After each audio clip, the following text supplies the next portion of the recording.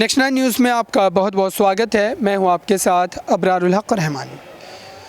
राहुल गांधी से कई विधायकों के मिलने की खबर आ रही है। सूत्रों ने ये बताया कि दरअसल जिस तरीके से राजस्थान में सत्ता को लेकर के घमासान छिड़ा हुआ है, इस बीच कई विधायक राहुल गांधी से मिलने पहुंचे। तो पहले आप इस खास रिपोर्ट को देखिए, इस रिपोर्ट के बाद आगे बात करेंगे कि दरअसल राजस्थान में क्या बदलाव होने वाले हैं। से निकल रही है। कल हम हिमाचल में होंगे। यात्रा का लक्ष्य हिंदुस्तान में जो नफ़रत फैलाई जा रही है, हिंसा फैलाई जा रही है, उसके खिलाफ खड़ा होना। जो बेरोज़गारी बढ़ती जा रही है, जो महंगाई बढ़ती जा रही है और जो इनकम इनइक्वालिटी बढ़ती जा रही है, उसके खिलाफ हमने ये यात्रा शुरू की और बहुत सफल यात्रा रही है। 2 आंकड़े मुझे आज मिले हैं, मैं आपको बताना चाहता हूं इनकम इनइक्वालिटी के बारे में। हिंदुस्तान के 21 सबसे अमीर लोगों के पास उतना ही धन है जितना 70 करोड़ हिंदुस्तानियों के पास है, पहला आंकड़ा। और दूसरा आंकड़ा, हिंदुस्तान के सबसे अमीर 1% के पास उतना ही पैसा है, नहीं, हिंदुस्तान के सबसे अमीर 1% के पास हिंदुस्तान का 40% धन है। तो ये हिंदुस्तान की जो इनइक्वालिटी है उसके आंकड़े हैं और इन चीज़ों के खिलाफ हमने ये यात्रा शुरू की है। अब आप सवाल पूछिए। राहुल जी के जो आंकड़े बोले हैं अभी, वो स्लाइड पर दिखाया गया है। अमीर और गरीबी के बीच में जो विषमताएं हैं जो पिछले 8 साल में बढ़े हैं, उसका एक दृश्य और जो आंकड़े हैं अभी अभी इन्होंने बताया, वो आपके सामने हैं। पहला सवाल अजीत से, बलविंदर, माइक दीजिएगा।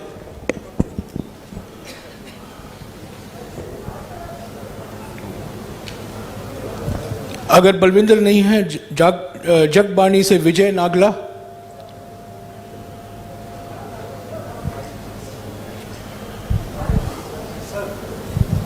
सर, 1 मिनट यार, I am going in order, please relax.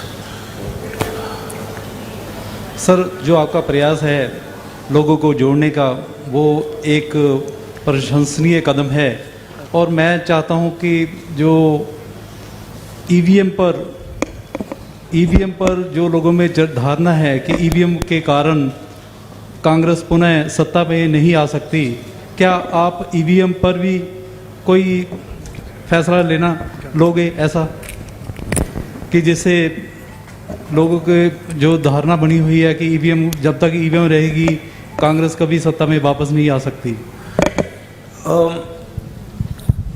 EVM की बात विपक्ष ने, हमने 2-3 बार करी है और वो चर्चा चल रही है, मगर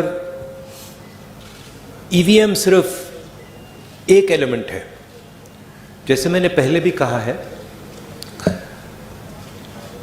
आज हिंदुस्तान के सारे इंस्टीट्यूशंस आरएसएस और बीजेपी ने कंट्रोल कर दिए हैं और हिंदुस्तान के सब इंस्टीट्यूशंस पर उनका दबाव है।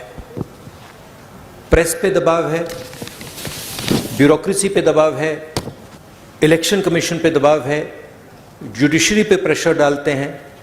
तो सारे के सारे इंस्टीट्यूशंस पर उन्होंने कब्जा कर रखा है। तो ये लड़ाई अब, जो पहले राजनीतिक लड़ाई होती थी, वैसी लड़ाई नहीं है। एक पॉलिटिकल पार्टी दूसरी पॉलिटिकल पार्टी के बीच में लड़ाई नहीं है।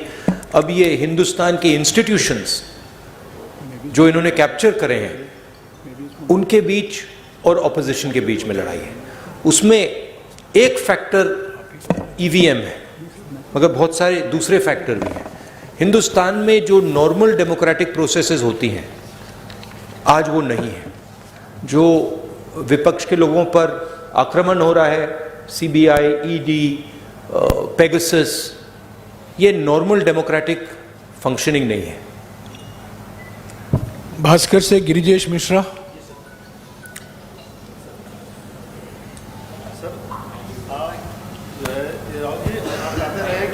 यात्रा सियासी नहीं है, नफरत, बेरोजगारी। आप राहुल जी कहते रहे कि यह यात्रा सियासी नहीं है, नफरत, बेरोजगारी और महंगाई के खिलाफ है। ऐसे में अचानक सीएम मान को सुझाव देने की क्या जरूरत पड़ गई क्या यह माना जाए कि 10 जनपद की दखल आने वाले समय में राज्यों में कम होगी? ये आपका सवाल है या किसी और ने लिखा आपके लिए? मैं पूछ रहा हूँ, पढ़ पढ़ के देख रहे हैं आप, पता नहीं किसने आपको पूछा हो। देखिए, मैंने सीएम को जो पंजाबी कल्चर है, जिसको मैं अच्छी तरह समझता हूँ, जो पंजाबी हिस्ट्री है, उसके बारे में मैंने उनको प्यार से बताया है। पंजाब को पंजाब से ही चलाया जा सकता है, ये हिस्टोरिकल फैक्ट है, ये कोई नई बात नहीं है। और अगर पंजाब को दिल्ली से चलाया जाएगा तो पंजाब के लोग उसको एक्सेप्ट नहीं करेंगे और रिएक्ट करेंगे। ये राजनीतिक बात नहीं है, ये फैक्ट है। अमर उजाला से सुरेंद्र ये जो पाल। पंजाबी प्राइड है, जो पंजाबी सेल्फ बिलीफ है, कॉन्फिडेंस है, प्राइड है, वो इस चीज को कभी एक्सेप्ट नहीं करेगी। और इसको हमने जनरली कांग्रेस पार्टी में हमने इसको रिस्पेक्ट किया है। अमर उजाला से सुरेंद्र पाल।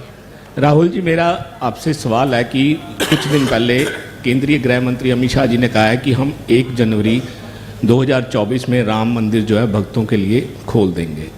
तो एक फिर वो देश जो है 2024 में चुनाव भी है, polarisation, definitely they will take advantage for the polarisation of vote, जैसे आपकी और आपकी टीम कहती है। How will you face that wave and what is your strategy? They will divide the country, they will spread hatred in the country. हम नफरत के बाजार में मोहब्बत की दुकान खोलते जाएंगे। बहुत सारी दुकानें खुल रही हैं मोहब्बत की, तो हम ये अपना काम करते जाएंगे, वो उनका काम करेंगे। हिंदुस्तान की जो संस्कृति है, हिंदुस्तान का कल्चर है, भाईचारे का है, मोहब्बत का है, जीत मोहब्बत की होगी। ट्रिब्यून से दीप कमल। राहुल जी, माय क्वेश्चन, हाँ जी, in 2022 many leaders from Congress have gone to BJP, and do you think there's a leadership crisis left in the party, and what role do you think Mr. Sidhu will have once he's out of his judicial custody? I think